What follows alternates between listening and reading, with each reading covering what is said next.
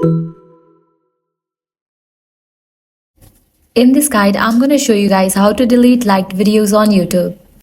Let's get started. First, launch your YouTube, navigate to the U page. Here you're going to find this section of playlist. Under that, you're going to find the option liked videos. Click on that.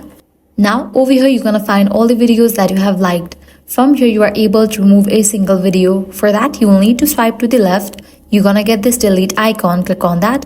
With that, the selected video will be deleted. Next, what you can do is head towards the U page again. Then click on the settings icon given at the top right. Click on the option Manage All History. Navigate to the tab Interactions. Then click on the option Video Likes and Dislikes. Here, you're gonna find all the videos that you have liked and disliked on the basis of date. Now, you can choose to delete videos individually or tap on the cross icon at the top to delete all liked videos within a selected time range. So, this is how you can delete liked videos on YouTube. So that's a wrap for this video. If this guide helped you out, do not forget to like, share and subscribe. Thanks for watching.